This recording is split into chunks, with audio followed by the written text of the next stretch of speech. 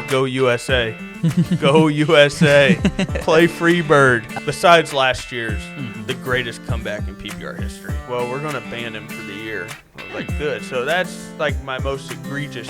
So he could only see out of one eye. Yeah. And then he was watching, trying to see, and the play was something, and he like started the clock late.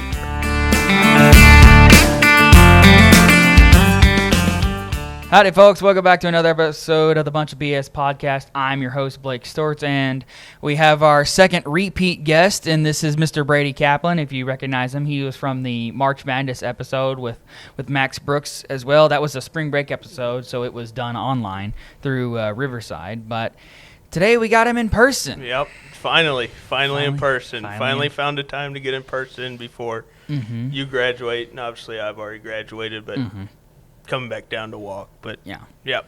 Finally, good time. Oh, you are walking. Yeah. We had a big discussion with my parents. My mom didn't walk at KU, and she regrets it. So they allowed me to take the weekend off from umpiring to come walk. So that's cool. Yep. That's good. And but today we're gonna actually talk about something that a lot of people don't actually know about, and that is the PBR, the Professional Bull Riders. Yep, not the beer. Not the beer. Not you the ever trash. had? No. Actually, yes. I've had a sip. I've heard it's not the greatest. No, it's good for college because cheap and. Is that the one with the blue ribbon? The Pabst blue ribbon? Yes. I always see that in like old movies and stuff. It's the old blue ribbon because it used to literally have a blue ribbon on it. That's why. Yeah, white can and then the. I can't think of it. Yeah, it looks like the I don't know how to put it, like the cancer ribbon, but it has like a bow on it. Yeah, kind of like oh, crap. What's the thing that people used to wear for like homecoming, or the girls would wear for homecoming? The mums, or is it a mum? I think that's what it's called. Your answer's better than mine. Y'all didn't have those in high school? No. See, I never went to homecoming because we always had like a tournament or something. Okay. Yeah. Alrighty, but we're going to get into the PBR, Professional Bull Riders. As you can probably tell from Brady's outfit, he's a big fan of the Kansas City Outlaws. Go Outlaws. There's two teams in Missouri, isn't there? Or did the other one? Well, yeah. So the Kansas City Outlaws, even though it's Kansas City, it's based on the Missouri side. And then there's the Missouri Thunder, which is in the Springfield, Ozarks area. Yeah, so southeast. Yep. Or southwest. Yep, those are our rivals. Those are our in-state rivals, but our rivals are really the Austin Gamblers out of past 2-3 years. Oh, nice. Yep. Nice. So does the PBR team events, which is a newer thing that the PBR is doing, is it, how do I put it? Is it kind of like tennis where you put like one guy against another guy and then whoever has the higher scored ride wins? So not like tennis. So, I mean, or is it how many riders total do you get? There's 5 in a starting lineup. 5 in a lineup? 5. So say we'll start off simple here. Say Outlaws against Thunder. Say a guy for the Outlaws rides for 86 points, and a Thunder guy rides, but it's only 84. So it's 1-1, but they go to the higher. The win would go to the higher team. Yes. Because it's the higher score. Now, the tricky one is to say all 5 riders buck off for both teams. Yeah. And it's 0. Yeah, no qualified rides. Not a tie. It's a loss for both teams. Oh, really? But say we're back to that scenario, Outlaws ride for 86 points, and Thunder ride for 86 points. Well, then there's a tie. There's no loss. So you can only tie on scoring. Yep, if you ride. But you can't tie if nobody rides. Nope. That's kind of like be better. Stay on your bulls.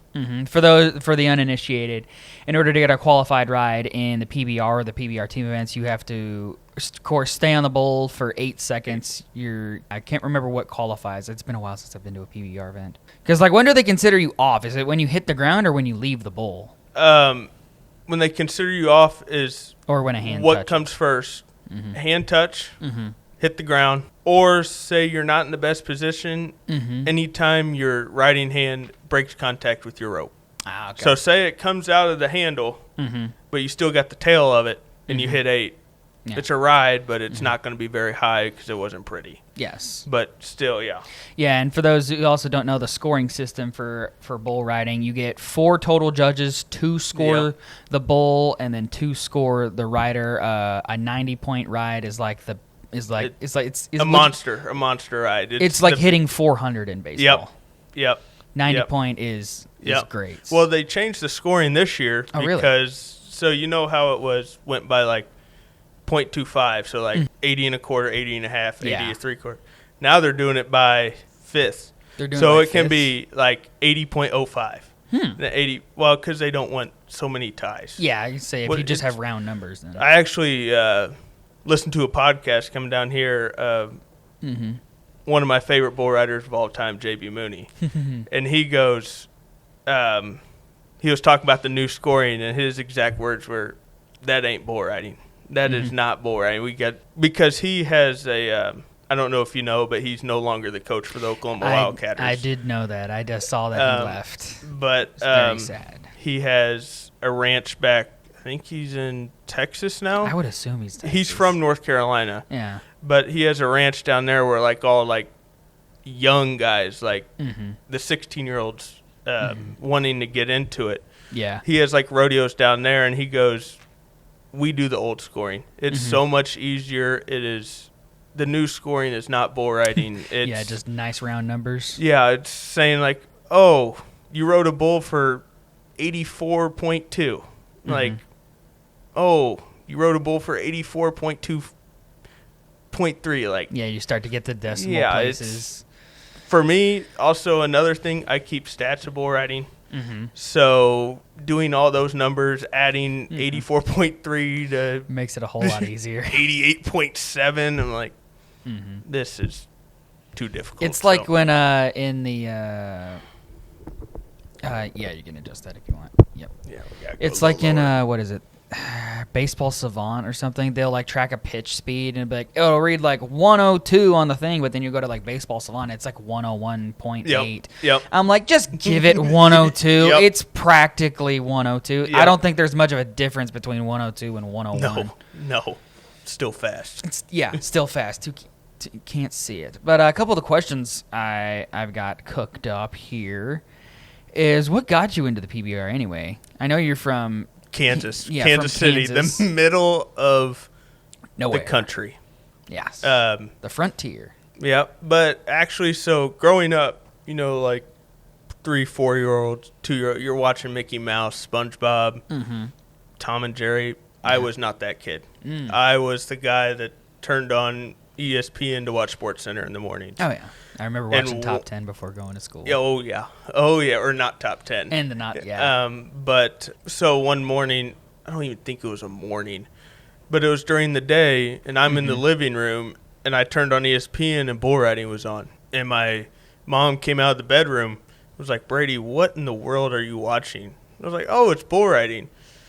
So I just fell in love with it then, and at the time, that's when JB made his debut. And I just fell in love with his writing style and how he actually. J.B. Mooney is a real country boy.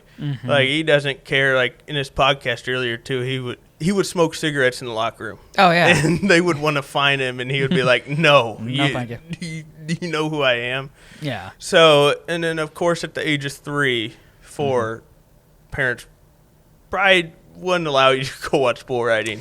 Yeah. So I started. I remember going to a PBR event in Guthrie one time at the Lazy E. Yep. We'll get back to that too, because that's where all the events. Yeah, Guthrie, Oklahoma. Yeah, once COVID hit, that's where all the events were. Oh, after really? COVID, because it was in the middle of nowhere, and that's where the first rodeo was ever. My dad grew up in Guthrie. He used to work at the Lazy E. Yep. And he had his he was the last class. He had his high school graduation inside the Lazy E arena. Yikes. They cleaned it up and got it all ready for it, but I'm pretty sure he was the last class to have graduated inside the Lazy E arena, which a lot of people don't know. It's the world's largest indoor arena. Yep. But my first ever PBR I went to in person I was 6. And I haven't missed a year since. Ah, nice. Even COVID. Even COVID. Yep. So Do they hold them in the T-Mobile Center? yes. So before teams happened, teams started the summer going into my sophomore year in college. So 4 years ago. Yeah, 22. So they would have regular season events in Kansas City every year. It was a big event called the Caterpillar Classic for the engineering people, Caterpillar Yeah. machinery or Heavy machinery and all that stuff. and then once teams hit the regular season events, they would not go to the cities that had a team, with the exception of one, and that was New York City. Because New York, that is quote unquote a major, which is like double the points. Yeah. So it's a 3-day event, double the points. So I didn't know about teams till I actually went to that last ever regular season event in Kansas City. And then I went home and I was like, we got a bull riding team. We got to go every year. So yeah, that's pretty cool. Yeah.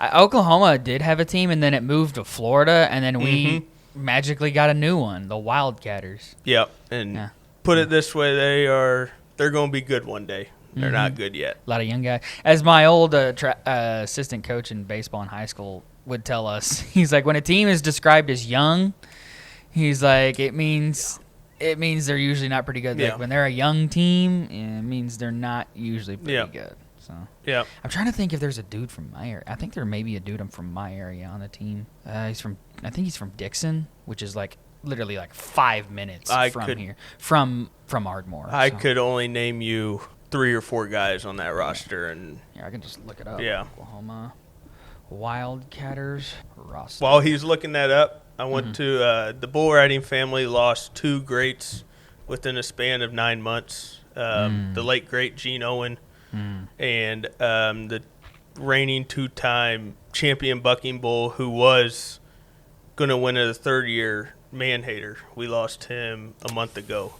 Manhater? Yeah, we did. He broke his leg in an event. I was watching the event, it wasn't repairable, so. Yeah, but those of you who don't know, the bulls are considered athletes themselves. Yep. So they have separate championships for the bulls. Yep. But I found the dude from the Wildcatters I was talking about, Case Hitt. Oh, yeah. He's from Dixon, Oklahoma, and my dad has worked on his bow, I'm pretty sure. My dad told me he's worked on a bow before.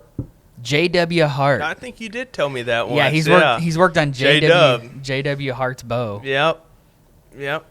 Yeah, Case Hitt, he's been turning it up lately these past few weeks. But yeah, some of the names these Wildcatters got. Who we got? Wingson Enrique da Silva. He was an outlaw for a year. Guilherme Vieira, which I did not realize though, but there are a lot of Brazilians in bull riding, which I was thoroughly impressed by. My favorite rider now that JB's retired is actually Brazilian. So who's that? Cassio Diaz. I've heard the name. Cassio Diaz. I know the guy. Yep.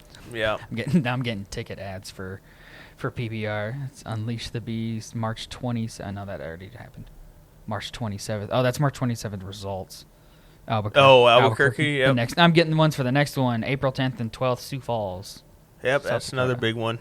The one after that is Billings. It says Billings, yes. Billings, Montana, and then Tacoma, Washington, and then we hit the finals.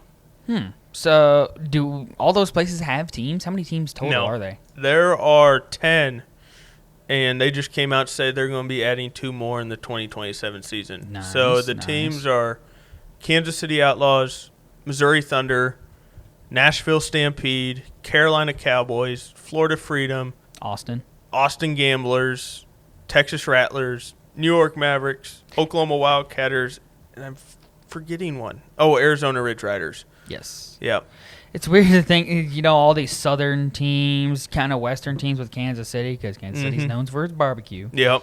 Had some yesterday. I figured. Yep. But New York, that's the one that throws me for a loop. That is too. New York. They're going to be good this year. They've got a lot of young guys. They have been awful the past 2 years, but they should be decent this year. Carolina Cowboys. Of course, someone had to steal the word Cowboys as a mascot in a cowboy sport. Which is let's see, Wildcatters, which you know what a Wildcatter is, right? No. It's a term for someone who goes out and looks for oil. I don't know if it's specifically to get guys on a pump jack, but it's a term for a type of roughneck. Oh yeah, that is part of their logo. Yeah, because it's a dude riding a pump jack. Yeah. Yes, a prospector who sinks exploratory oil wells.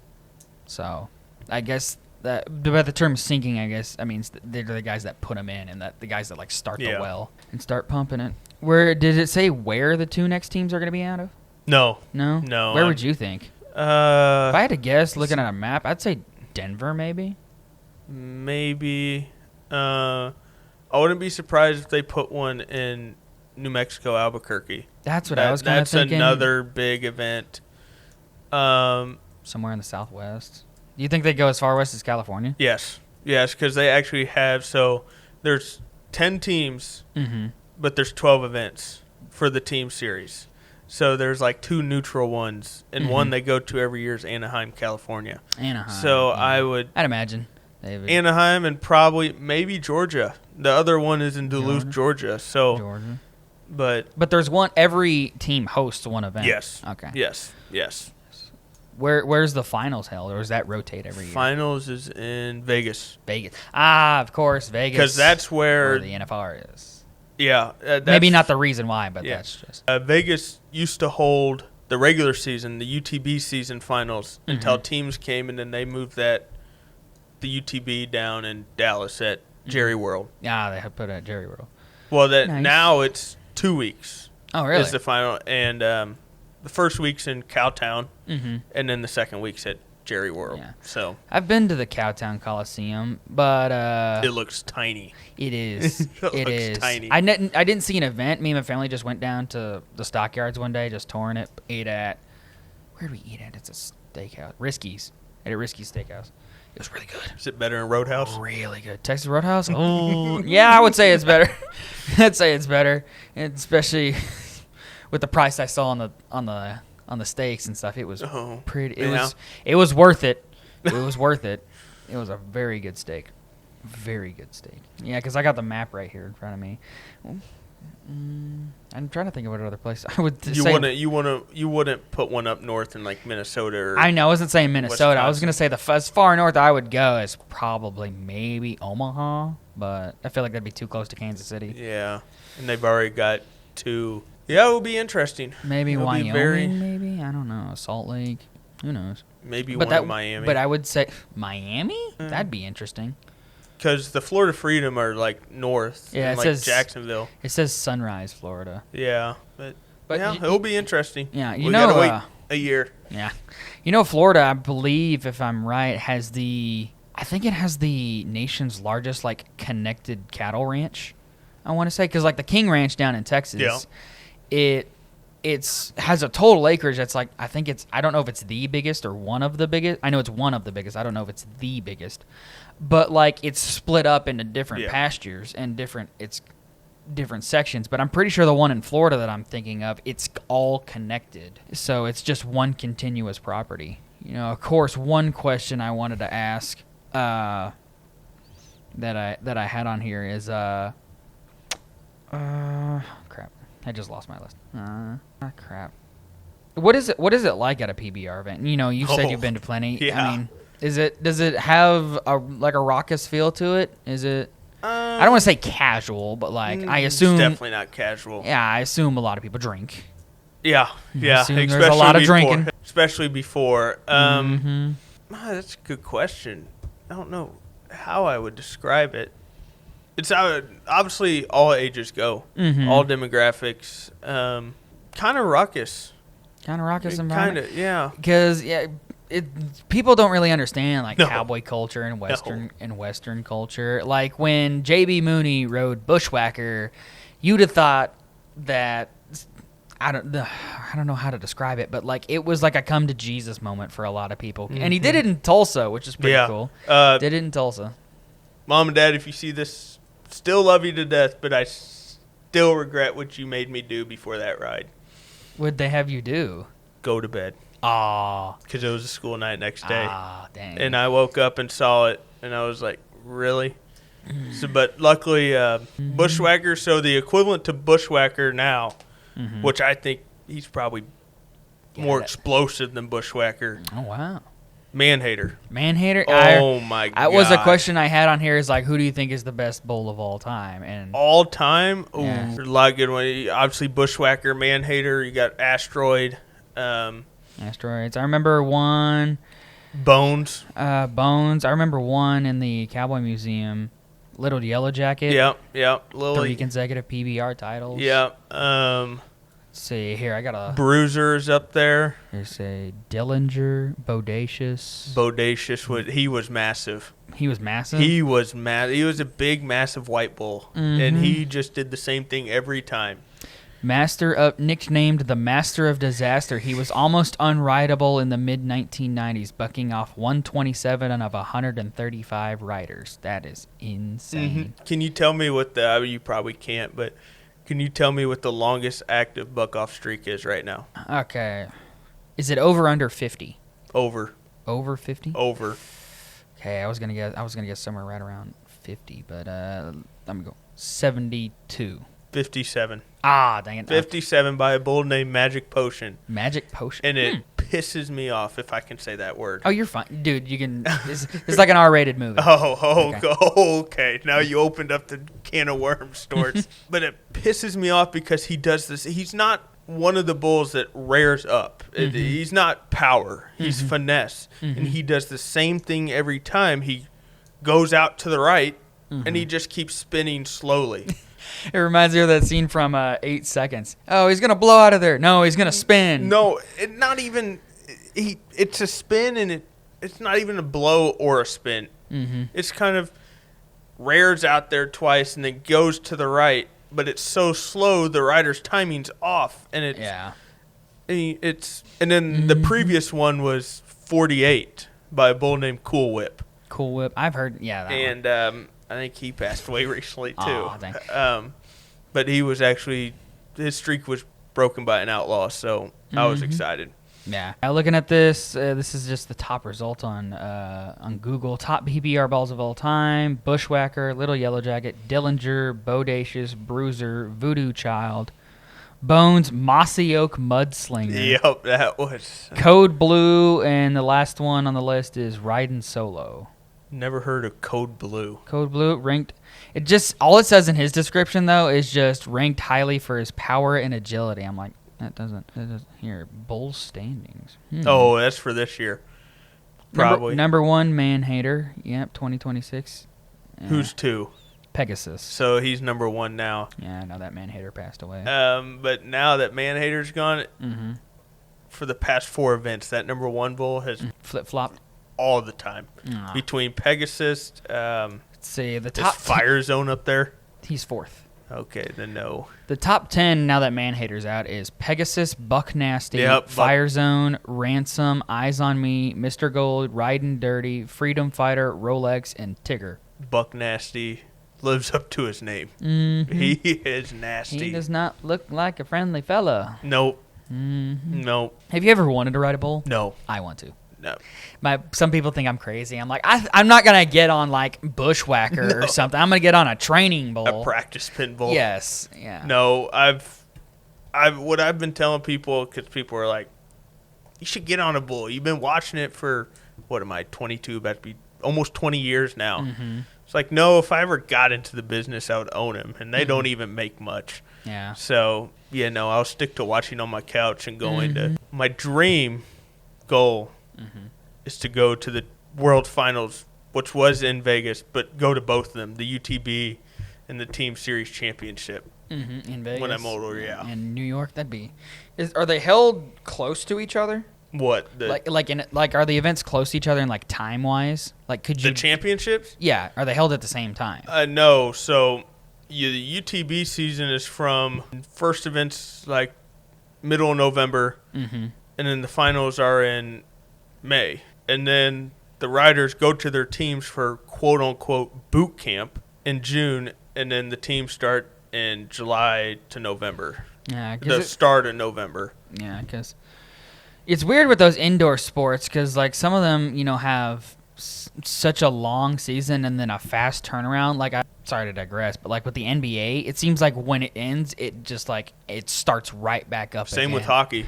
Yeah, it's all the indoor sports. There's just a keep turnaround, except for soccer. Soccer plays year round, and it's weird. I don't know how Max does it. Yeah, I don't. It wakes up at 5 a.m. to watch Leicester City. It's just but that just crazy. Max Brooks, all love Max, but love you, Brooks. You're crazy for doing that. See, waking up for those 7 a.m. Chiefs games over in Germany was already tough enough for me, so I'm not waking up at 5 for a soccer game. Wow. Oh, boy. Oh, dang it. I had my questions. Where are they? I accidentally deleted them. Crap. Oh. You're fine. Come on. There we go. PBR questions. Alrighty. You good? Yeah. Just adjusted. Yep. Yeah, those headphones. Yeah. I try to give my guests the better headphones because you can hear a whole lot better. But I've been told they're a little uncomfortable after a while. No, they're fine. It squeezes. Just I had them too up. I just needed to move them down. Yeah, it's funny when I was at home for Christmas break or whenever I go home. When I go to the Y in order to work out, usually there's like sports or whatever, but there's always 3 or 4 TVs that have the PRCA, the IPRCA, or the PBR, the PBR team events. And I'm just like, this is peak Oklahoma. You're watching bull riding while you're on the treadmill and you're squatting. It's like, Yep. I actually went back and watched what was it, 2 nights ago, the final round of the 2013 World Finals. What was so special about that one? Mooney's first ever one. That was Mooney's first ever. So before teams, it would be like the season started in New York in January. Mm-hmm. Then you would get to May, the middle of May. Then they would have like 2 months off. Yeah. And then they would come back, and I think the first event back was in Tulsa. It would be in August. Finals in November. And he was like, at the break, was like in 10th and was not riding well. Oh, really? And number one was a guy by the name of Silvano Alves, and he was going for a three-peat, which would be the first ever three-peat in PBR history. Well, Mooney won the last 3 regular season events, was coming in, riding 9 straight, got to round 1, and I think he was in 3rd. At this point, it got him up to 3rd. Silvano rode, but it was only like a 73 3/4 point ride, and he had an option for a re-ride. Turned that down. Oh, really? Yeah, he turned that down. What are the qualifications in order to get a re-ride? First one, bull is not cooperating in the chute, bucking real hard, laying down, leaning up, not giving the rider a chance. Second one is if the bull hips himself. So, like, he comes out, so you got the chute, obviously. Yeah. Chute busts that. The gate swings open. Yeah, going to the right. And the bull starts going to the right, but he gets too close to that gate and hits himself, and it makes him change direction, and it throws the rider off. Yeah. Third is if the bull stumbles, falls on it, goes to his knees. And then the last one is say the bull clean, everything, just doesn't get in a spin, just kind of like a galloping horse, and doesn't allow the rider to do his job enough. But in round 1 of that, Mooney, I typed it out last night. I can go to my phone. He had like I want to say like an 89.5 point ride. Nope, that's not it.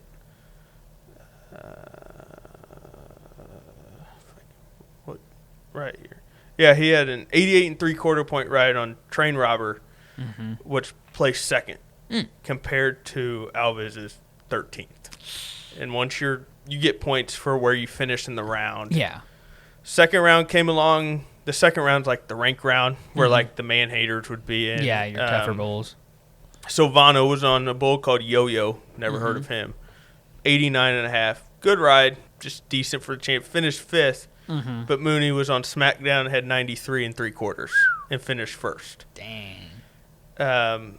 Round 3, Alves was on Shepherd Hill Stockman. 89.5, finished 2nd. Mooney was on Evacuation, 89, finished 3rd. But here was the hiccup in round 4. Silvano bucked off. Oh, wow.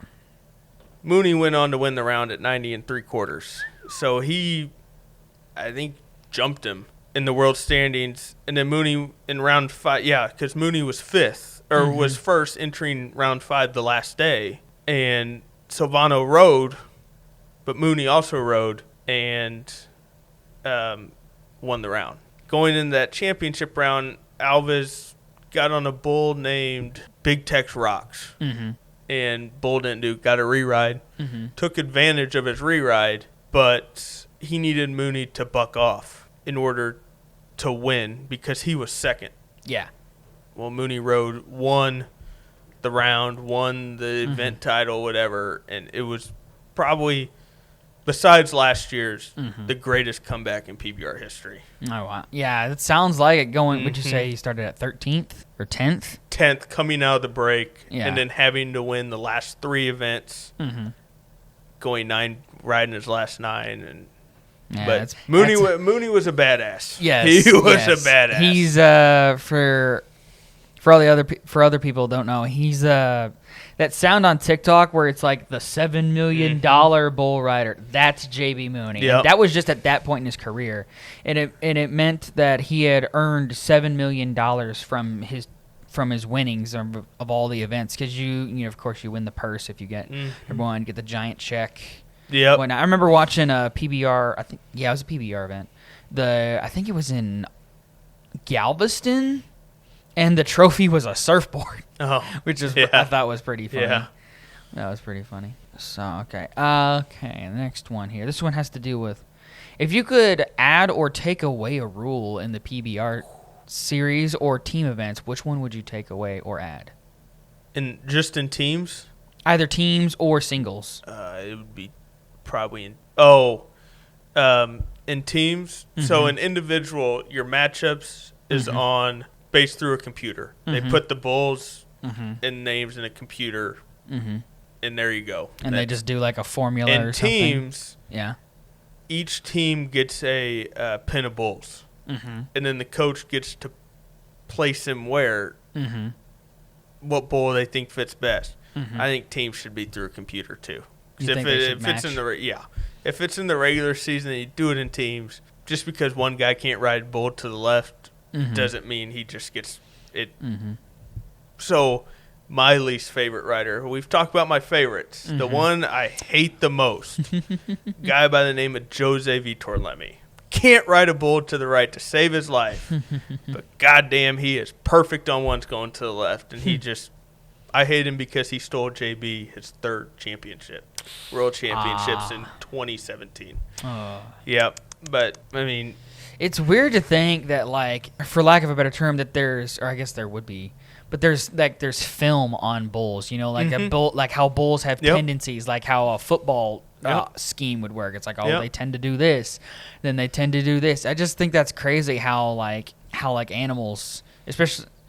Just like animals have a tendency, and they do it every single time. And then the great ones are the ones that don't stick to that every single time. See, that's where film can bite you in the rear because, like baseball, like, he's a 1-2 count. He normally throws this. And then you're not ready for the other thing. Yeah. Same with bull riding. He rears out to the 2 high jumps, goes to the left. Okay, I'm ready for that. Oh, crap. Yeah, he's fast to the right, and I'm out of position and look like a fool on TV because I'm punching the steel or throwing my rope or that. Yeah, they just need to ride off feel. Now, I know they have there's these rules in like hockey for like safety with helmets and stuff. Yeah. But in the PBR team events, are you required to wear a helmet, or is it? Oh, I know rookies aren't they? Aren't rookies required to wear a helmet? Because I remember that in the PBR like singles events, that was a thing that they started, was like rookies had to wear a helmet, but once you get past your first year, you could then start just wearing like a cowboy hat. Do the team events require you to wear a helmet? Good question. I don't think you're required, but all of them do. All of them do this stage, for safety. Because one, it literally saved a guy's life. Because if he was not wearing a helmet, because he got off the bull and got put in a bad position, and the bull stepped on him in the head. And if he was not wearing a helmet, we would be having a funeral for him. Yeah. But I think they all do. Says yes. It might be a rule. This didn't come up for teams, but it says yes. The PBR requires helmets for many, but not all of its riders since the 2013 season. All contestants born on or after October 15th, 1994, must wear a protective helmet, while older riders are grandfathered in and can choose to wear a traditional cowboy hat instead. It's kind of like hockey.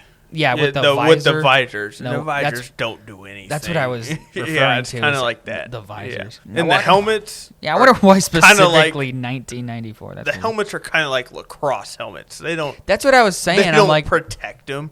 They do. They do, but it's not like a Super Duty, like a motorcycle helmet or something like that. Something that big, and that would hurt. If you got tossed around in that. Yeah. Let's see. Yeah, because they got the millions of sponsors and stuff. You got to have room. And most of them are sponsored like individually by Monster. Yeah, I did notice that, which was kind of funny how they're all. I just see a Monster Energy symbol everywhere. Figured they'd all have Ariat and Carhartt sponsorship. It's either before Monster, it was Monster, it was Rockstar. It was Rockstar? Yeah. Wow. And then in between both of those was the U.S. Border Patrol. I did notice that the bullfighters were the U.S. Border. the rodeo clowns were sponsored by the U.S. Border Patrol, which was kind of crazy. It's one way to get advertisement. Could you imagine? I think I don't know if it was Jackass or not, but I think there was they lost a bet and one of them had to be a rodeo clown for one of the PBR events. But could you imagine having that job? That would be awesome. Having to get the bull away from somebody. Oh, you mean bullfighter? Oh, the bullfighters. No, I would not want that. Yeah. No, the beating they take. Oh, yeah. And then they have to know the tendencies of every bull, and no. Got to jump out of the way. But the clown? Where they get. I would love to be the clown because the barrel and. Well, the PBR one doesn't get in the barrel. Yeah. He's just having a good time, and you're at every PBR event. Yeah, it's a free excuse. Yep, and you're in the arena. You can just be honest. I would just sit there on the shark cage and watch. I wouldn't entertain. But yeah. Yeah, the shark cage is a cage in the middle that they. I don't even know why it's called the shark cage. I don't even know that either. It's in the middle. And it's mainly for the photographers, so they sit inside and get those good shots. I'd want to do that. I love making edits and highlight videos and stuff, and I would love to just sit in the cage and just film the bulls and the riders. Which I always wondered why they made the. I mean, I guess because you got to fill the area, so but they always made the dirt fill up the length of the arena, even though I've never seen a bull go way the heck down there before. So. They do so. Believe it or not, bulls are very stubborn.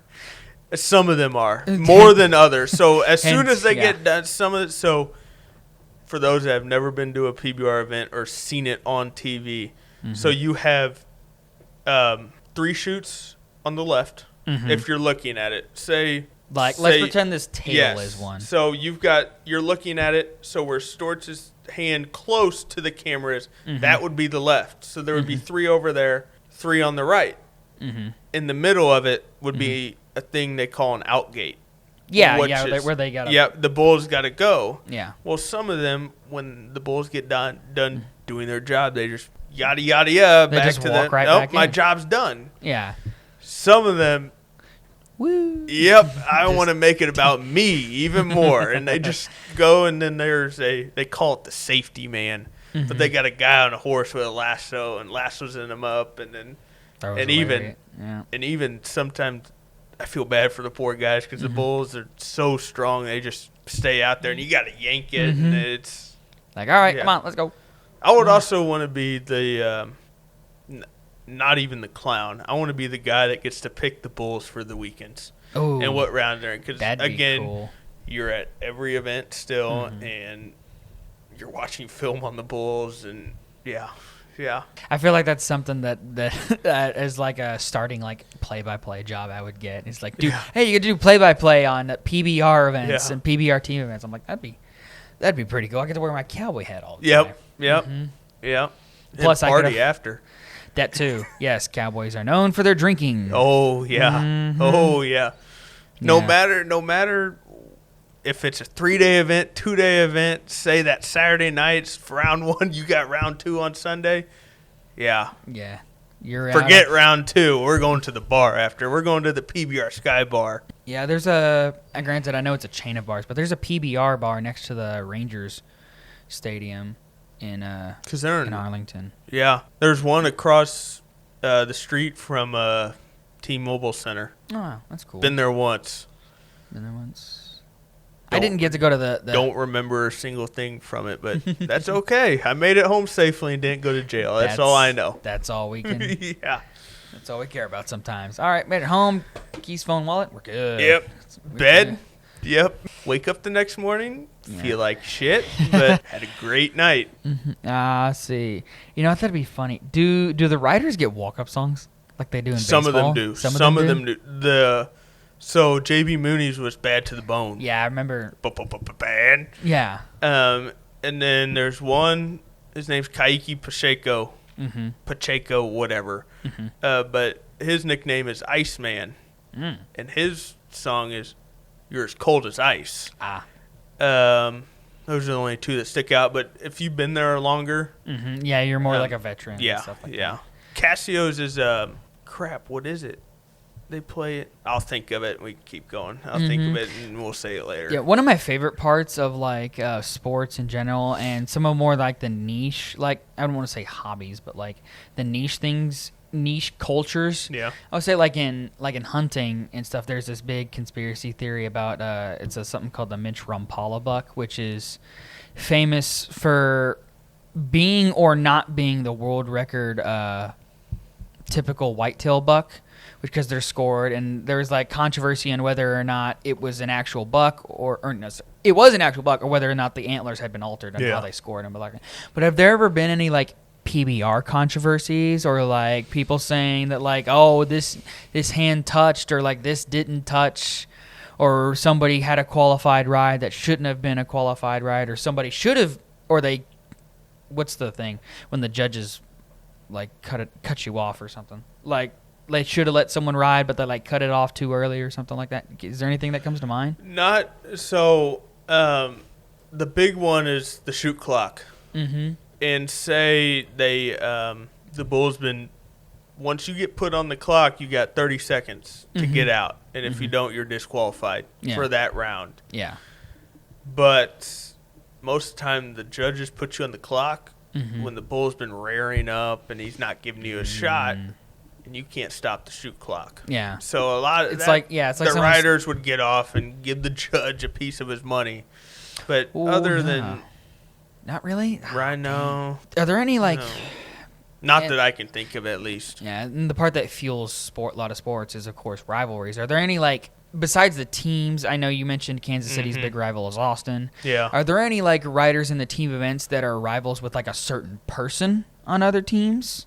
Like, are there big, like, personal beefs? I wouldn't call it beef, but John Crimber and John Crimber and, like, Jose, John Crimber and Casio. It's normally, like, the good guys. Like, oh, yeah, of course. Yeah, like, JB and Jose would have been – JB and Savano would have been it's a good one.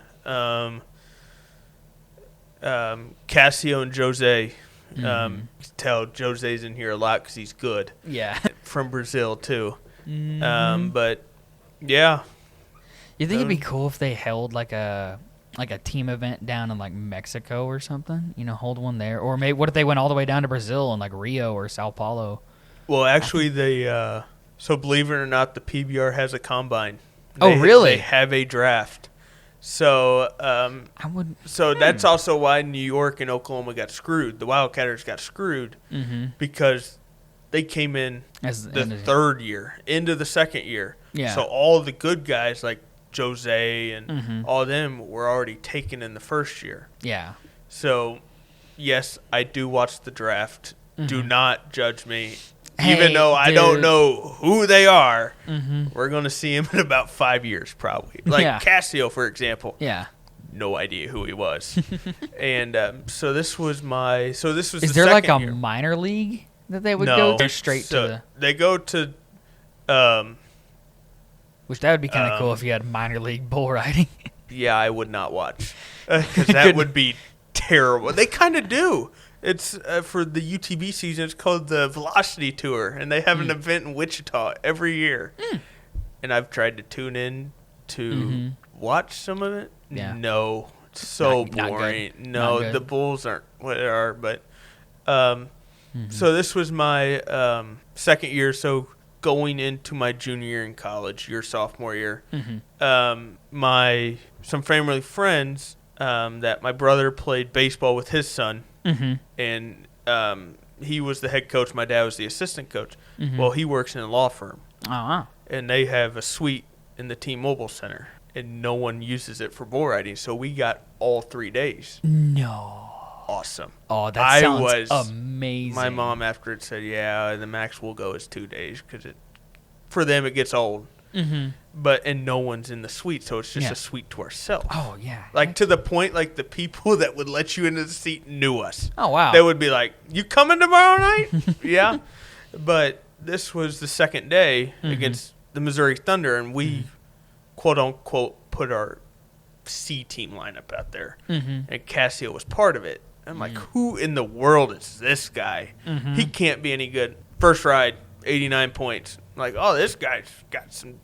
This guy's special. He's got a little something. To go on, the next year he rode Manhater for the second highest ever score in PBR history. And what was that score? 98 and a quarter. Who? 98. And that's the second? Best is Jose on a bull called Whoopah for 98 and 3/4. To put it this way, for how big of a bull riding fan I am, you walk into my room at home, on the first wall, big poster J.B. Mooney on Bushwhacker. Nice. You turn, so that first wall is like to my closet.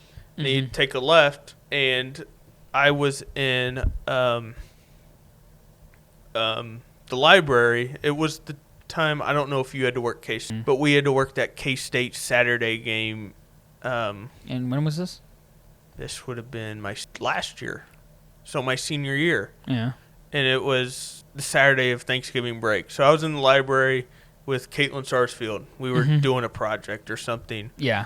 Of course, I got caught off guard because I had to stay an extra semester because I wasn't very smart. Just joking. But I got off guard and started looking at PBR photos and saw two of Cassio, one of him on Manhater. Here, let me see if I can find him and show him to you. One on Manhater, and then there was one on Tulsa Time. And I was like, these would be awesome hung up in my room. So I snapped a photo and sent them to my mom. Was like, if there's any way you can get these printed, framed, whatever, it would be awesome as a Christmas gift. Well, nothing was said about it till Christmas. And so we open our presents on Christmas Eve and then we do our quote unquote Santa stuff on Christmas Day. Christmas Day, yes. So I see these wrapped, and I'm like, it's this one. This one against that. And I'm like, this would be awesome frame. And then that's the one at Tulsa Time. And I was like, these would be. So my mom brings the presents out, and I go, what the hell could this be? I opened them both, and it's two canvases of that picture. Oh, wow. Of both of them. So those are on both my walls, too. That's pretty cool. Yeah, and I was like, this is the best gift I've gotten.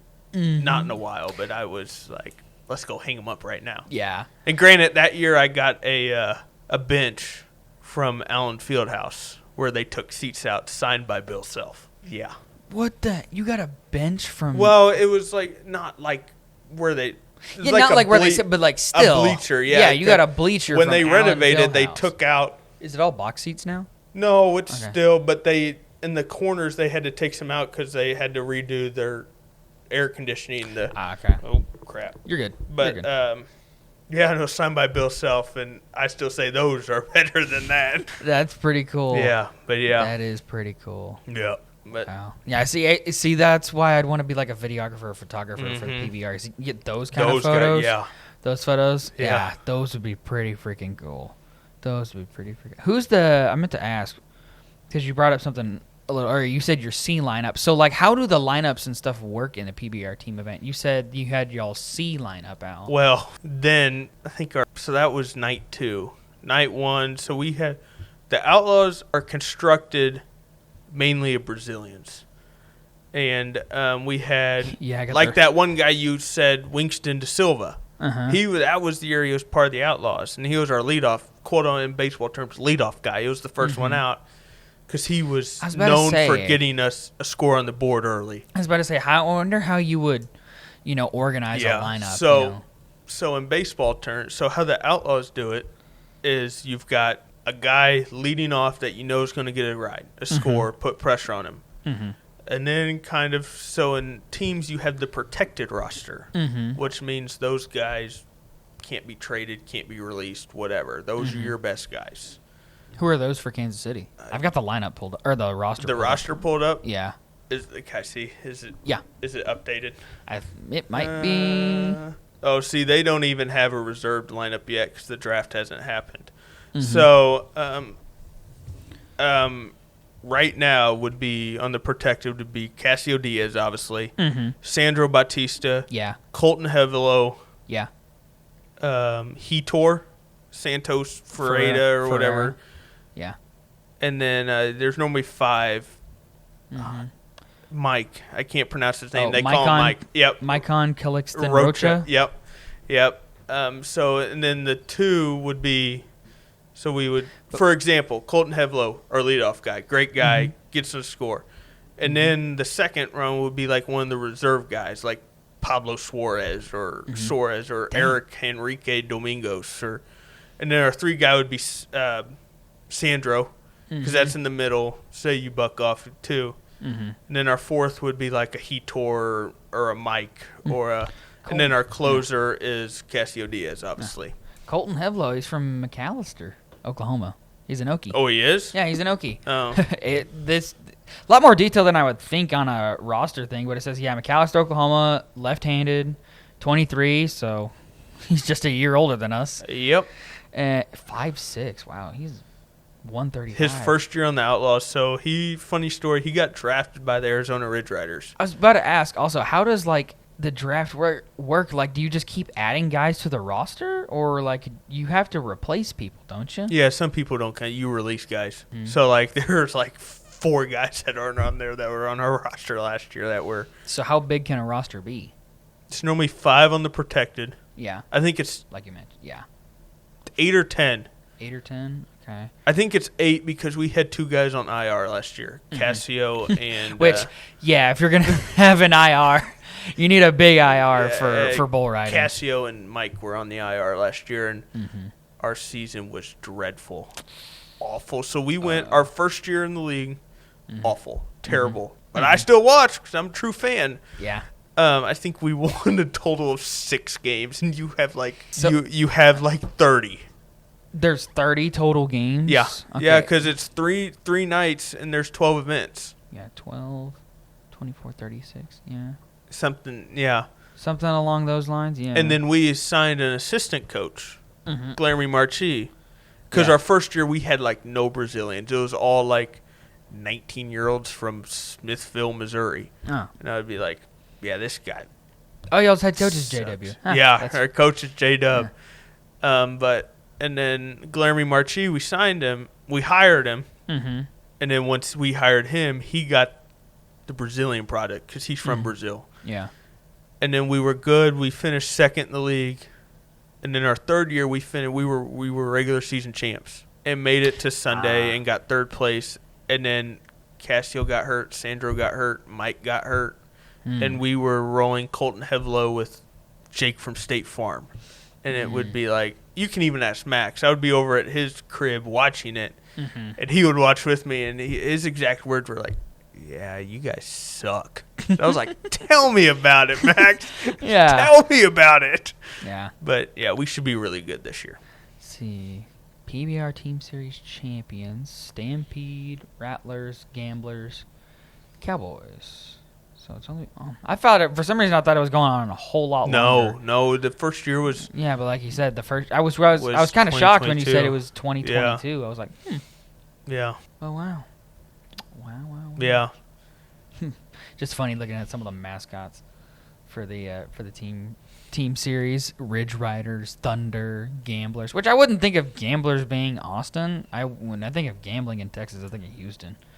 You got the Rattlers and Texas Rattlers. Like you that's just take the whole. Well, that's in Fort Worth. Yeah, it has the team locations below where. Where is Carolina? Is that Winston? Greensboro. Oh, it's Greensboro. Their first year was in Winston-Salem. And then they moved. Yeah, and then New York isn't even in New York City. It's Belmont Park. Well, because New York doesn't. It's not NYC. It's the state of New York. Yeah. So it says Belmont Park. It's where their home arena is. Where that'd be cool if they could do it in MSG. It's in the New York Islanders, the hockey team, not the Rangers, the Islanders. The Barclays Center? No. It's I don't even know what it's called. It's not New York.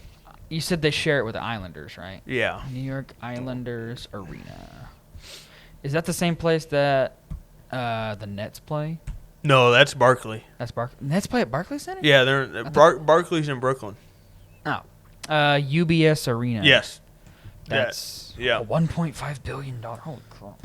My favorite arena, the first 2 years, the Missouri Thunder had I will say their arena was cool. I watched the PBR event, the outdoor. Yes, it looked pretty cool. How it's in a mountain. Yeah, that was in the Ozarks. Yeah, and then they moved to Springfield. Now it's played at the Missouri State Basketball Arena. I was about to say they probably played at the Missouri State place, but I remember one of my first team events I remember watching was, let's see, what's it called?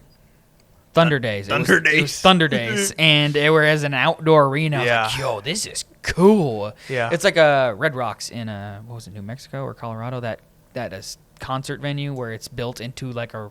You never heard of Red Rocks? It's where a lot of like red dirt country artists play. But see, I'm not a big concert person. Oh, you're not? Okay. Well, I've been to 4? 4? 3. Mm-hmm. 3 big ones. Really enjoyed the second one. I would go see him again. Who'd you see? Blake Shelton. Oh, yeah. And then I saw Thomas Rhett. He's good. He was. And then I went for the opening act, whatever you would call it. The opener, yeah. It was Cole Swindell. Who'd he open for? Thomas Rhett. Oh, Thomas Rhett.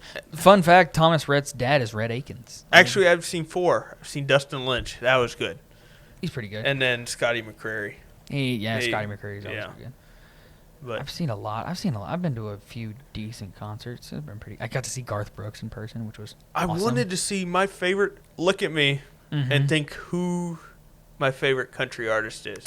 I'll give you a hint. It's not new.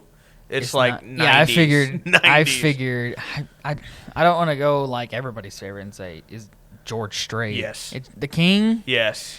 Because when I was born growing up, that's what my grandfather listened to. Mm-hmm. My mom has, she made me watch it when I told her I've never watched it. Amarillo by morning. Yeah, she made me watch it. You can cut that out, please. I am not trying to audition for American Idol here at Deerfield and McPherson College campus.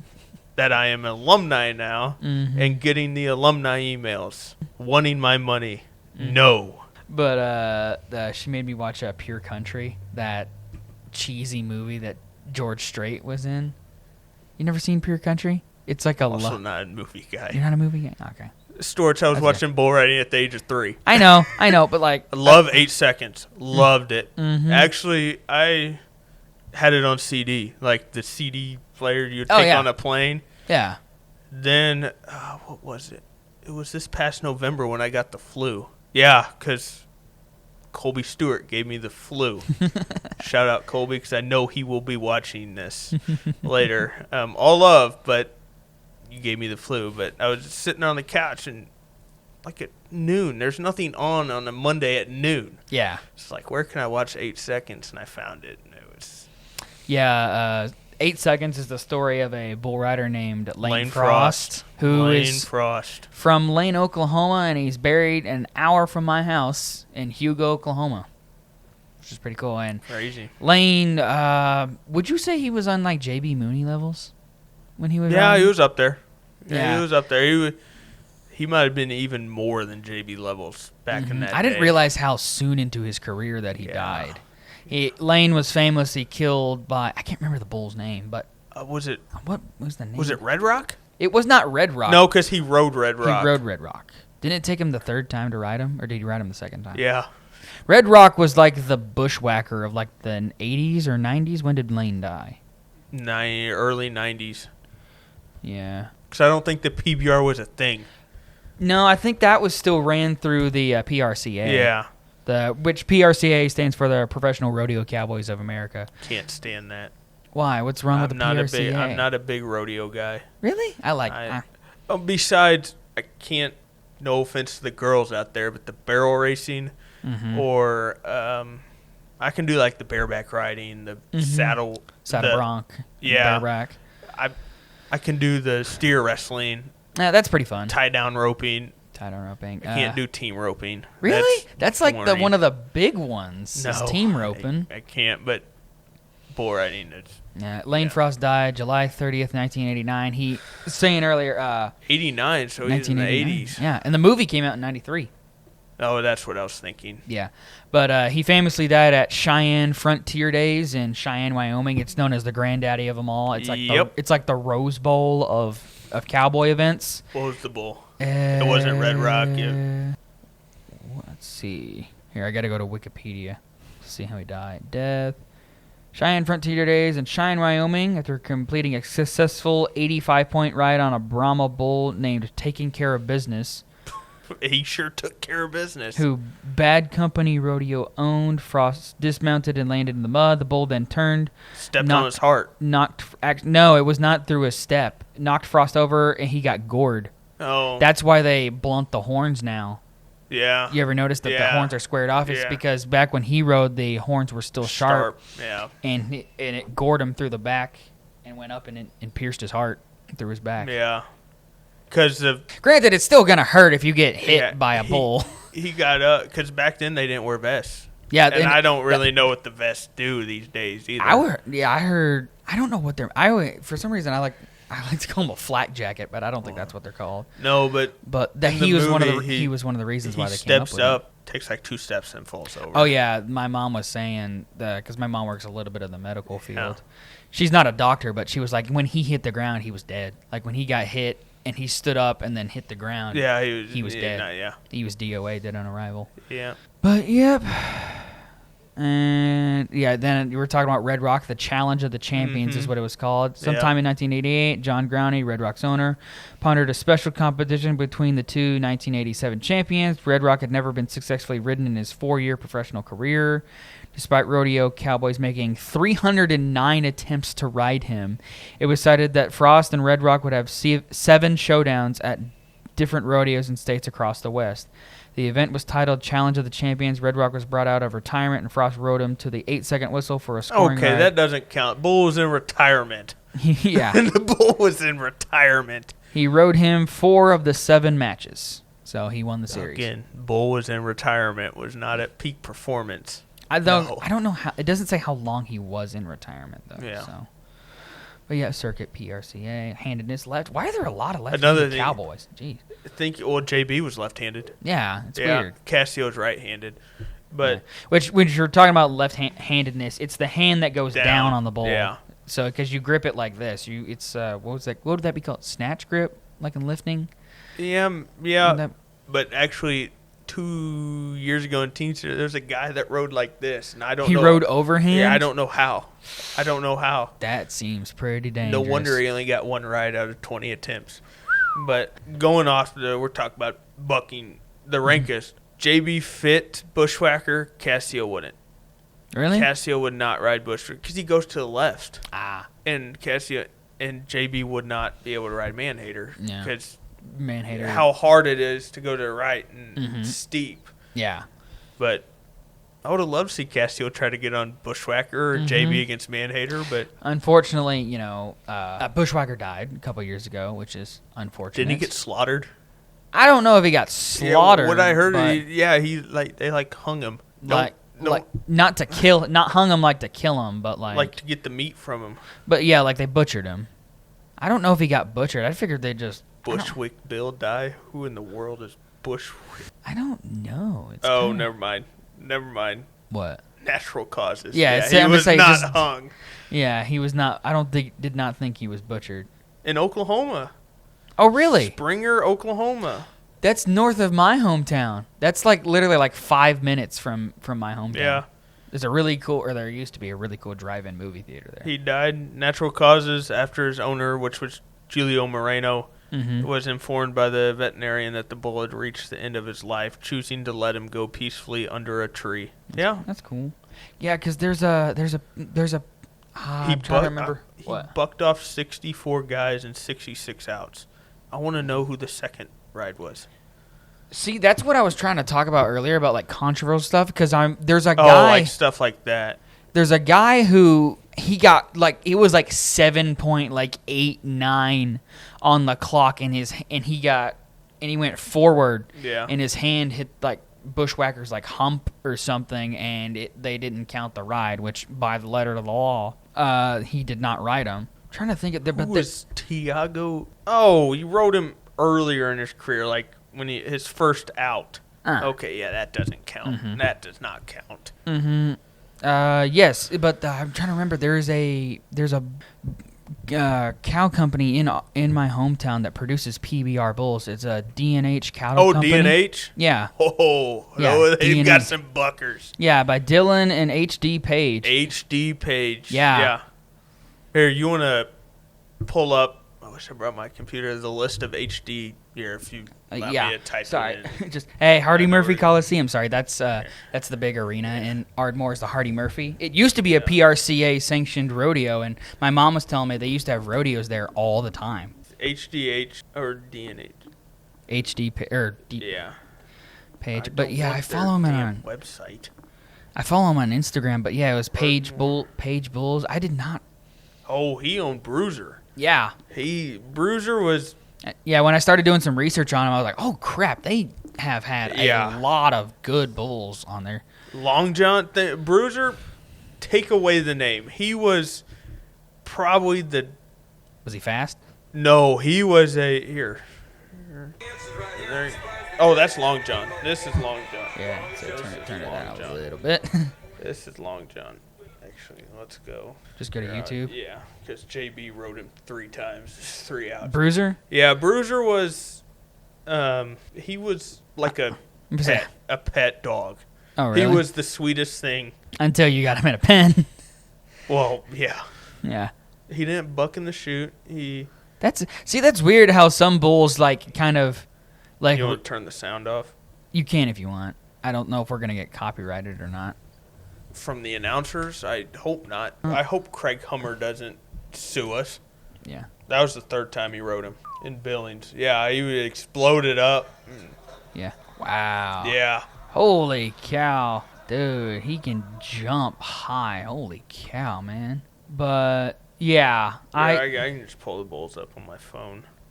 What, the HD page? Yeah, I don't need their Instagram. Yep. They had Long John. Long John was a good one. Mm-hmm. Shepherd Hills tested. Oh my, Brutus. I think Bodacious might have been one of there those was a bull called Buck Autism. Oh, do you think it might have been a play on F autism? Oh, probably. That's probably what I was because thinking there of. was a bull called MAGA, Make America Great Again. American Hustle, No Regrets. Denutso. The names for some of these bulls. Oh, they own Mossy Oak Mudslinger. I did not know that, but I did know they owned quite a few really good bulls. Stone Sober. Buck Machine. Sob Buster. That's a new one. But there was a bull called Mississippi Hippie. Massive. He took up the whole chute. Mm-hmm. Riders did not like getting on him because the prep, so wide.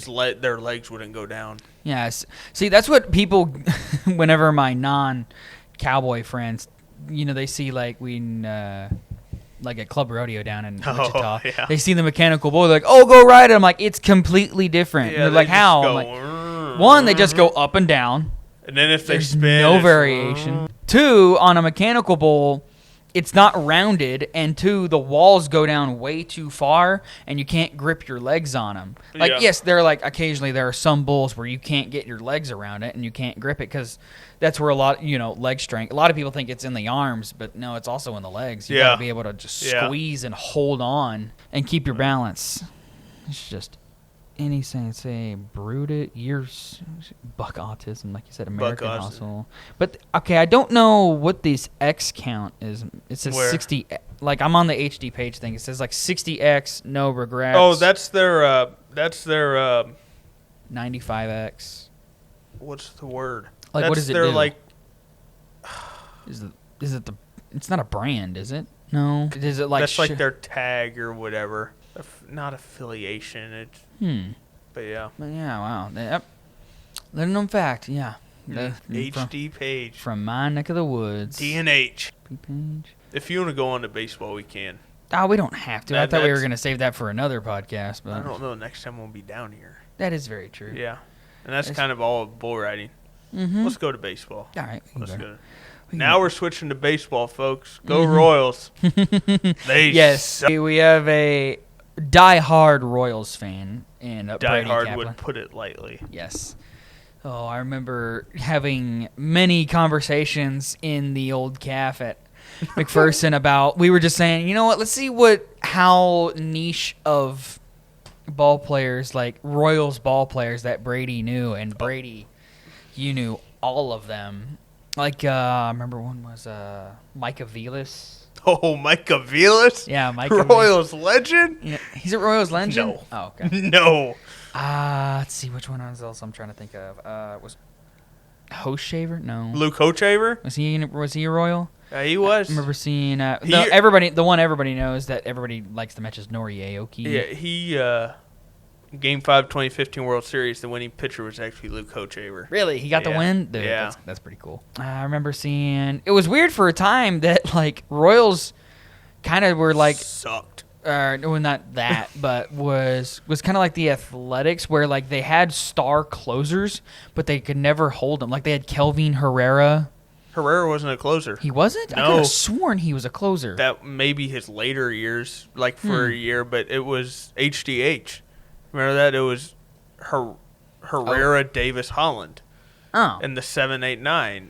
So yeah, I would say then they had Wade Davis and then Greg Holland, and I was like, they had like a bunch of years where they had Joaquim Soria. Joaquim. Yeah, I When remember he him. He was threw good. hard. He threw very hard. We had Aroldis Chapman for 2 months. And then you traded him to the Rangers, and then we won a World Series. Thank you for that. We got our ace. Mhm. Thank you, with Cole Reagans. Cole Reagans, yeah. Um, What, Seth Lugo? No.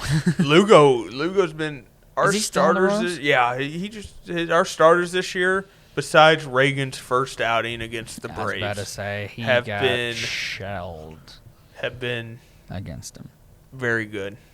Our nursing home over there, but Yeah, very good. that's what the Rangers used to be. We used to have just old guys on our rosters. But Michael Waka and Seth Lugo. And what's next? You're gonna roll out Adam Wainwright? Like no. No, please no. Dear God, no. Dear God, no. I know you hate. He That's absolutely batting practice. hates. Yes. I don't hate the Cardinals. Really? I do not. There's nothing to hate about them. I have plenty to hate about him. So Well, I wasn't born in '85. exactly. I was talking 2011 World Series, but you know. Freeze. Sorry. I'll Yes. just stop there. Yes. No, but there's nothing to hate. I know they haven't been. They haven't been great. I know. I But- mean, they've made the playoffs, but they haven't done anything really, Maybe, which is hard to say. Maybe the Salvi and Molina comparison. That's all you got to hate about it. But from '85, they hate us because of that. Because the guy was clearly out. But Yeah, the Show Me series. back in 1985, there was no video replay. Mm-hmm. So, but I mean, the team I hate the most probably is Tigers. Really? The Tigers? That's who we would call our rival in division. So, yeah, who all is in the AL Central? White Sox. Sure as hell not the White Sox. Or Guardians. I was about to say the Indians. They'll always be. Still the Indians. Just like the Las Vegas Raiders, still the Oakland Raiders or the And- San Diego Chargers or And the Oakland Athletics, that's the one that gets people the most, because like even the umpires when they do the challenge, yeah. and they're like, Oakland is challenging the call on the field. I'm like, it's not Oakland, but it's weird to say the Athletics. I mean, I know. And they said they weren't going to acknowledge the Sacramento part of their name, yet they have yellow jerseys now that say Sacramento across the front, which is just weird. and they're still going to be terrible. Mm-hmm. Yes, they are. Yes, they are. I And mean, I don't know. The Rangers may be worse. Who knows? No, the Rangers got talent. They might just not have a coach. Because we got a new manager, Skip Schumacher. Yep. Who we got from the Marlins. Yep. I don't know why the Marlins released him, or fired him, but That's a Max Brooks question. and he probably couldn't tell you. Yeah, I'm pretty sure I asked him last time, too. Because they just did it for no reason. For no apparent reason. It's just weird. I haven't seen any too. I mean, what do you think about the new ABS system? Because you are Love it. Because you are an umpire. Whoa. As an umpire, luckily at the college game yet, we don't have it. Can you imagine umping a game? I actually had a college guy try to do that to me. Really? And I had to give him a warning because that's technically arguing balls and strikes. I was about to say, they've really came down on the arguing balls and strikes. I was actually at the Royals game yesterday, game 1, Mm-hmm. and the warmer one, the one we lost. Yeah, I was about to say. Course, we'll get into games I tend to go to, they lose. I think I went 2-5 in games I went to 2 years ago. Last year I went 2-4. But I haven't been to a Rangers game in forever. Granted, last time I went, they sucked. You're also like 3 hours away, if that. From maybe. here, yes, but from my hometown is an hour. Arlington's like an hour and a half from my house. Oh, it's 20 minutes to wait. Kauffman's 20 minutes from mine. Yeah. And tickets are cheap because it's the Royals. But as a fan, love it. Love it. I love making umpires look like fools. But as an umpire, if I was out there, Kansas City's challenging the call. Oh, I missed the pitch by 0.2 of an inch. Like, come on. Which I feel like in the games that I've watched, when it's that close, I usually don't hear groans from the crowd, whatever. But like there would be a couple times where like over like half the ball or maybe a full ball would be either in or out, and it'd be wrong, and the crowd would just let them hear it. The best one I think was A's Braves. Monday, where the guy rung him up on a strike. That was like 3 inches below the zone. ABS'd it. Mm-hmm. So normally if it's like within an inch and a half of the zone, they show how much. Yeah, like the distance. And it was so far out. This one was not shown. It might have been 2 feet away, but as an umpire there, you just got to be thinking, There was one I saw that was brutal. It was a lady umpire. I can't remember her name. Oh, it was the woman? Yeah, it was like a breaking ball that was like thrown down the middle, but like I don't know if the catcher just caught it weird or something. But like she called it a ball, and he just turns around and does this. I'm like, okay, it's like dead red down the middle in the ABS system, and the crowd just starts letting her hear it. She chose that occupation. I mean, yeah, it comes with the territory. Yeah.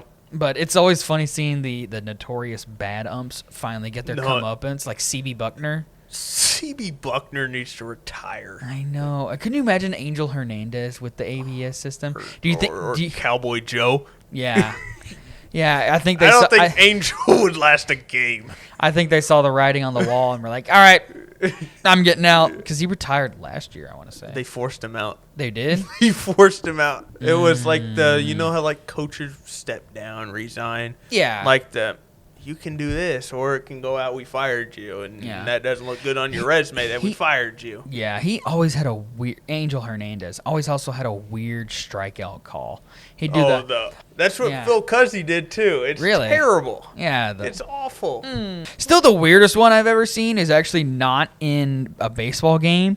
It was in 2013 Women's College World Series. I was in person watching this. I watched OU beat Tennessee to win their second national title. The only sport OU's good at. No.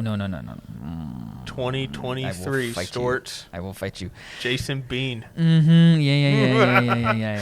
Yeah. Mm-hmm. Great day in KU history. Says the basketball school. You know, but crap. No, we're baseball now. We're tied for first. I was about to say, conference. I was going to bring that up. Or later. we're second in the conference, one of the two. Tied with UCF. Oh, UCF lose today or something? I thought I saw that y'all were tied with them. And we actually play UCF next weekend, so that's going to be. But back on track. But yeah, it was 2013 Women's College World Series. I'm in the right field bleachers. Michelle Gascoigne is pitching for. Who? Michelle Gascoigne. Her nickname was the Gas Can, because I'm pretty sure she threw hard for softball, but then we also had Kaylani Ricketts who threw really hard for softball. But Michelle Gascoigne, I believe it was Monica Abbott at the plate for Tennessee. She throws, it would be the baseball version of a slider. It's just a curveball in softball. But Gascoigne throws a curveball. It comes out. It starts at her Abbott's hip and then comes back in. And the home plate umpire calls the strike. And it's the weirdest strike 3 call I've ever seen. It's this lady umpire. I can't remember her name, but it was like she does the up and then she does a right hook that looks like she's about to punch the catcher in the back of the head. Kind of like close play at first or anywhere you punch. she throws the up like she's about to do the bow and arrow. Yeah. But then she goes up and then she does a right hook and I still think about it because I'm like, that was so weird watching it. I'm like, oh my God! Here, let's see if I can look it up. 2013 WCWS Championship Game 2, which that's one of my core memories, getting to watch my favorite school win a national title. In the first game, I got to watch Lauren Chamberlain hit a walk-off home run down the left field line, which before Jocelyn Allo broke her record, Lauren Chamberlain was the career home run record holder at OU. No, in the NCAA. Oh, she hit a ball that was. I follow college softball. Yeah. I grew up watching softball, going to my sister's tournaments. Well, yeah, and KU's not known for softball. I was about to say, it's weird how some of the teams in the Big 12 I didn't realize don't have softball. Like TCU doesn't have softball. I would think they would have softball. Do you know all the teams that have it? No. Do you know that don't have it? That don't have it? Or have it? Because if you do, I'm going to try to guess. K-State doesn't. I know that. Yeah, I was about to say K-State, TCU don't. UCF does because I know somewhere in there. KU does, obviously. Iowa State does. Arizona State do. I don't know about West Virginia. Don't know about Cincinnati. Tech does because they're really good. Yes, because they paid that girl $1 million. Oh, that's also the crazy part about college sports. Being able to play Utah, maybe? BYU? I don't know. I've given up. Current standings, Tech, Arizona, Kansas, OSU, UCF, Baylor, Utah, Arizona State, Iowa State, Houston, BYU. So UCF, K-State, West Virginia. UCF has one. Oh, yeah, UCF. Sorry, yeah, I missed it. But, yeah, West Virginia, K-State, TCU. Did you say Cincinnati? Cincinnati do not have one. Well, it's like Iowa State doesn't have a baseball team. They have a club team, but they do not have a... Yeah, because they had a plane crash. Is that the reason why? Yeah. I never knew that. Yeah. It's good, like Wichita State football. Yeah. Does every team I'm sure every team in the SEC has one. I'm pretty sure every team. Because it's all South. Does Kentucky have one? Kentucky, OU just won by run rule in all 3 games. Well, so they're not weekend. Good. South Carolina has one. I'm pretty sure, yes. Yeah, because I'm pretty sure that's where... No, she came from Stanford, the Texas Tech girl. Oh, yeah. But, yeah, South Carolina has one. They've upset a couple people. Come on. I'm sorry, I'm still trying to get the strike 3 call here at the back. Come on. Oh, you found it? That's the Tennessee highlight video. I'm not going to see it from the Tennessee highlight video. But, yeah, we can still keep talking. Did you ever consider, coaching before you got into umpiring? Yes. Yes. Would you ever coach softball? Because I know some of the rules are different. I would be probably more comfortable in baseball. Yeah. But also, so my sophomore year, the summer of my sophomore year, I came back. Mm-hmm. And brother's team, they got a new coach, kind of. He was the assistant, and then the head coach left. So the assistant took over and didn't really know what he was doing and asked me to come help out, which really turned into me being the head coach. So, but I think I would – I don't know how to put this. See, I'm kind of a hothead, kind of not. Yeah. If something gets really wrong or I see it, I will let the umpires know. I will be screaming in their face. But and then I coached the next year and then stopped because I don't know why I stopped. Oh, because umpiring, and then I was taking summer courses and got put in. Yes, I'm in 3 bowling leagues. Yes. And I was in 2. Brady is a pretty good bowler. I mean, he blows me out of the water. The few times we bowled my freshman year. Yeah. When they used to have the free bowling nights, which they took that away, which is stupid. But well, yeah. I know we got off the track of baseball, but how I got into that's why it's called a bunch of BS. I know. A bunch of it's the whole point. BS. Yeah, I know. When I was born, my dad was in 2 leagues. So I kind of grew up bowling. Mm-hmm. And then I got my first 2 bowling balls at the age of 6. Mm-hmm. And I have 4 right now. So I'm in a league with a bunch of 70 and 80-year-olds. I got asked to. Some dude in a wheelchair came up to me and was like, hey, you want to join the league? I was like, sure, why not? Thursday night bowling night. My average right now is a 227. So, yeah. No, I have not bowled a 300, and the day I do is probably the day I retire from bowling. Don't you get a ring when you bowl a 300? Like, isn't that a thing? At some places. Most places, they just take your picture and hang it on the wall and then put the date you did it. Yeah. But, yeah. But I finally found that strike 3 call. Press the space bar. That is not a strike. But that's your argument with it? Is that it's not a strike? It almost hit her. But her back foot goes in. Okay, yeah. This was to end the game. Yes, she struck her out. She did this to win the championship, yeah, which is primarily why I remember the strike, the whole motion as weird, is because it was to end the game. Yeah.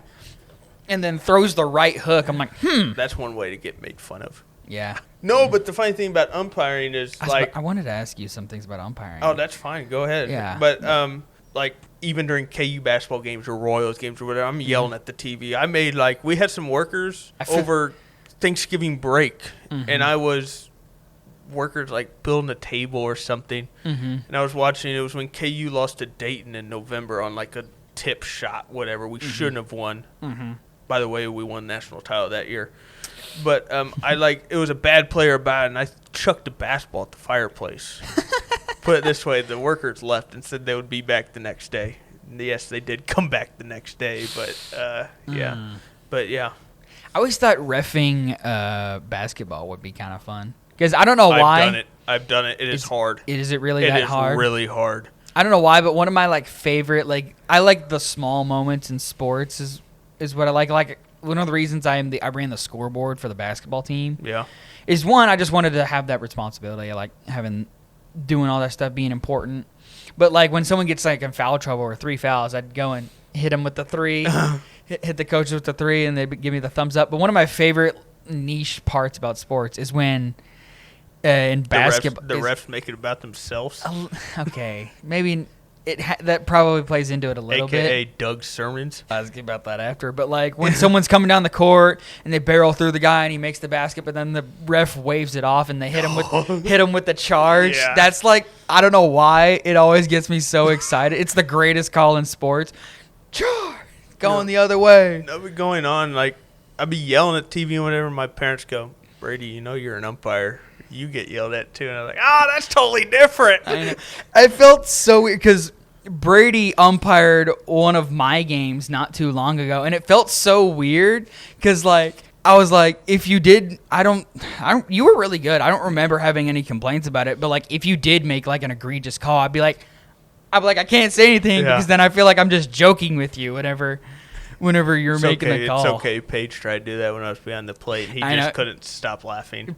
We kept telling him that if you did make an egregious call or something, because every umpire makes a bad call. I'm when I used to ref an umpire Y-ball games in baseball and I don't know if I did soccer or flag football. Everybody makes a bad call. We were telling him if you missed a call or he thought you missed a call, but we were you might get in actual trouble. I heard Roble say that. Yeah, I heard. We were do the ABS thing. We're but I was I don't think you should do that. I think that's an actual thing against the rules. Yeah, it's considered arguing ball strikes, which is stupid. Because you can't tell. They tap and then some hitters after they readjust their helmet. So you get.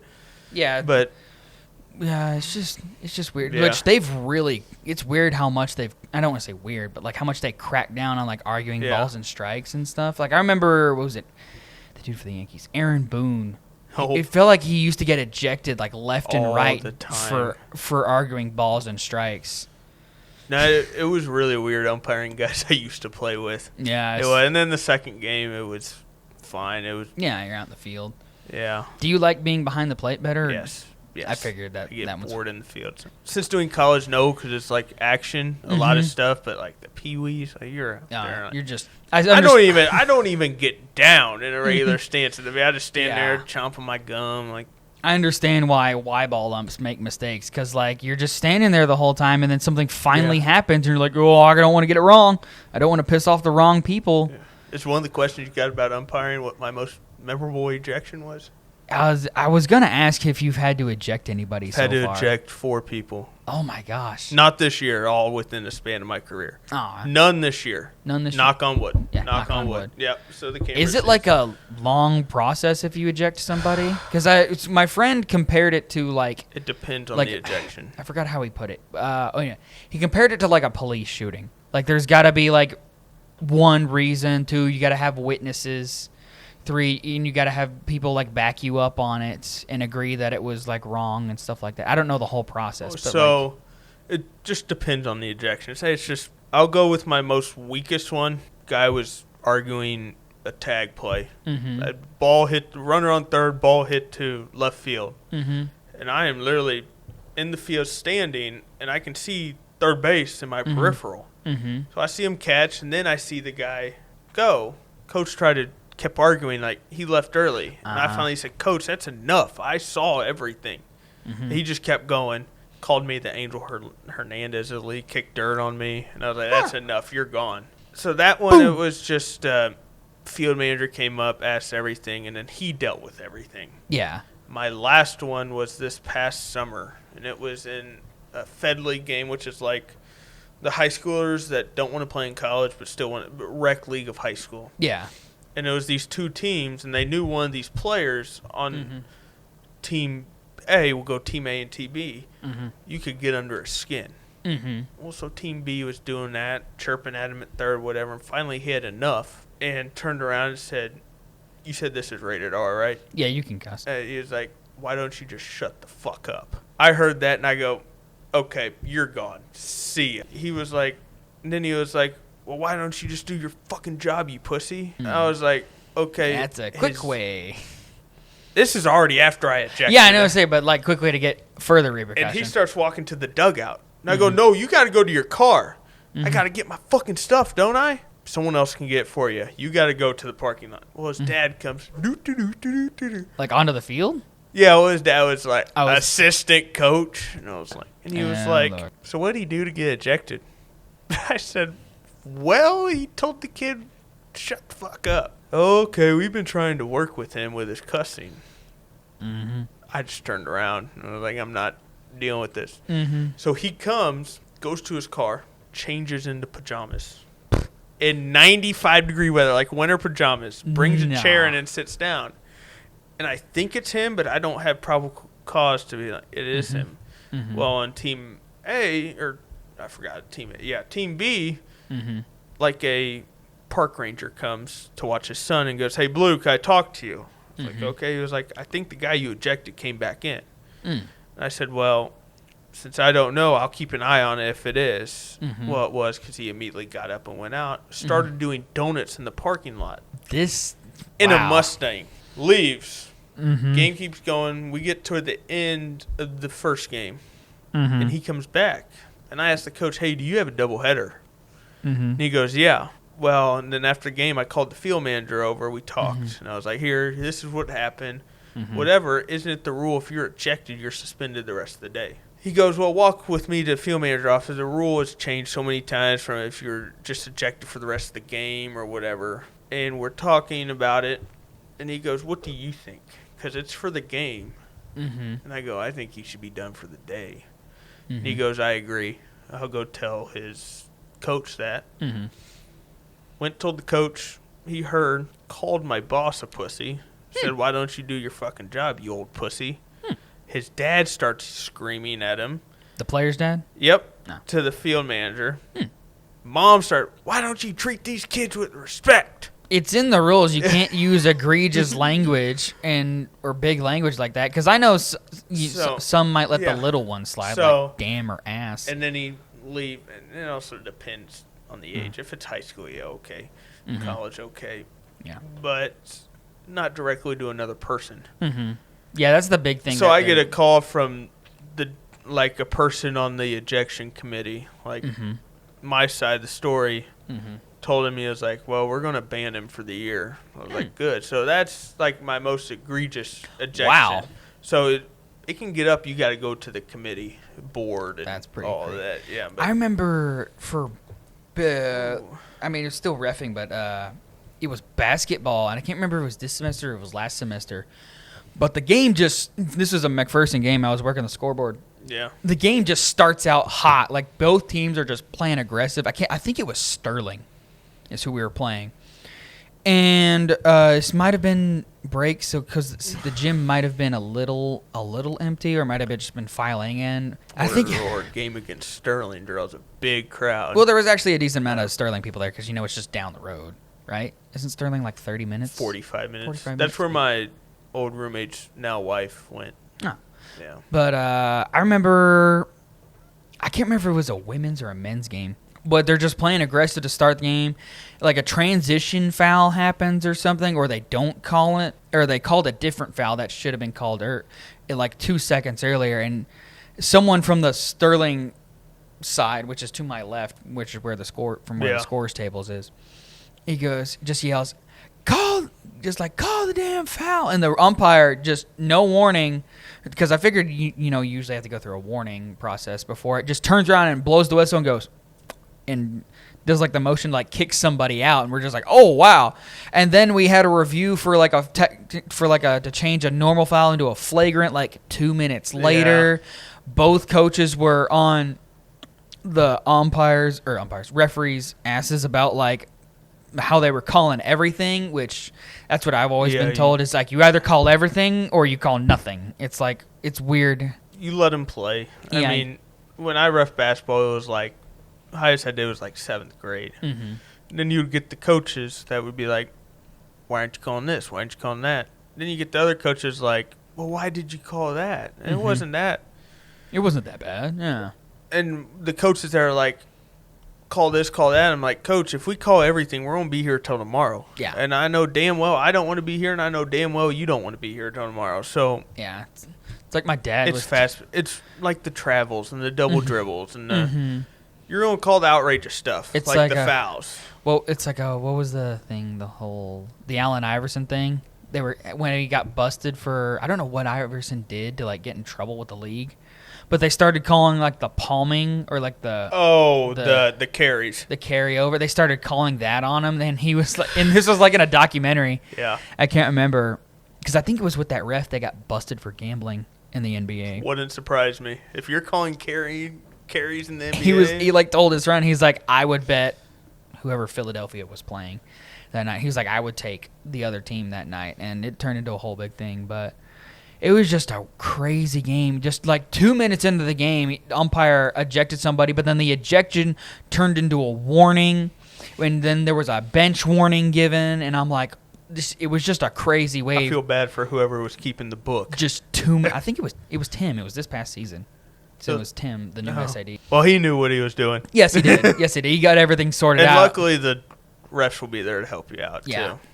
Yeah, it's always good perk that being in basketball, they'll come up to the scores table and explain everything that happens. Because, like, I didn't realize it, but, like, officially, the two people that you only need to run a basketball game is the scoreboard and the book. Yep. Those are the only two things you need to have an official basketball game. Yeah, it's the scoreboard and the book. You can do without replay. Yeah. You don't need replay. You don't need the PA, music, or anything. Nope. Me and whoever would be running the book at the time. Oh, and shot clock. You need a shot clock. Someone run shot clock. So. Well, that's easy. The scoreboard could do that. Yeah. It's just one button, isn't it?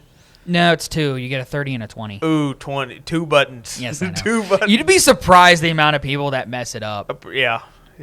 And when I ran it a couple times last year, I messed it up because one, it's not a referee, like, I don't know if there's like a rule book definition for it, but you got to determine like what is possession and when to restart it or when to keep it going and stuff. That'll get a little tricky sometimes. But then sometimes you'll just be watching the game and you'll forget hit the 30 or hit the 20 depending on it. And there is also a lot of niche rules in it. Like, do you know if someone like tries to like dunk a basketball, or of course it's a basketball, dunk a ball, and it hits like the heel and it bounces into the backcourt, it's a 30-second reset and not a 20 if it goes into the backcourt and someone recovers it. Isn't that like a change of possession? Or no, it's not a change of possession. It's just where it was recovered. Because if you're Because if you're, let's say someone like makes a basket and they're going, and some team's running like a full court press. Yeah. If the team that's running the press gets the ball back, it's 30 seconds reset on the clock. But if the ball goes out of bounds, you reset it to 20 seconds, which is weird. Yeah. A live ball is 30, but a dead ball is 20, which is weird. Who runs it? Who ran it?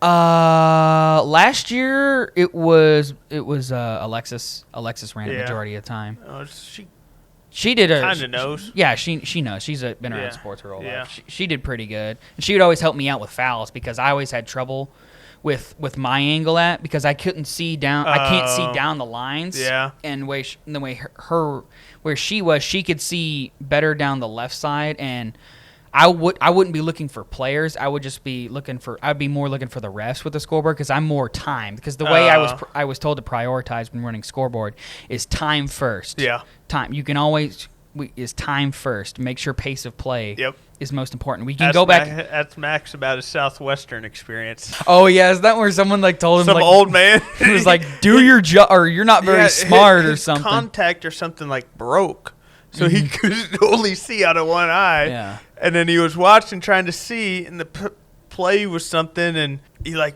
started the clock late or early or something. And then after the game, the Southwestern guy goes, "You've got one job, start the clock or whatever." And then I remember him telling me about that. But like with the scoreboard, I'm looking more at the refs to make sure and trying to listen for the whistle. With the shot clock, they're looking at the ball more, so they're more in tune with the players. Yeah. And so she would help me out with the fouls and be like, put it on the board. You're like 15, second foul, whatnot. And she would also do the same thing with me and PA. But she did a good job. And we'd occasionally have other people come in if when we got more towards like the track part of the season because her stuff was on the weekends. But wow, this is. Let's see, we started at 6:30. Yeah, we're going. It's 8:20 right now. I've watched all besides mine because I watched 3 and. You ain't kidding. It goes by. It goes by It goes by very fast. Now, granted, I cut a lot out because the editing software I use takes out the pauses. So, like, if there's just a long thing of silence, it'll automatically just take it out. So that helps. So, how many guests have you had? I've Max had twice, me twice. Max, you twice. That's 4. Or that's just Kaylee or whatever. Kaylee. You said Melissa. Melissa. And Enya.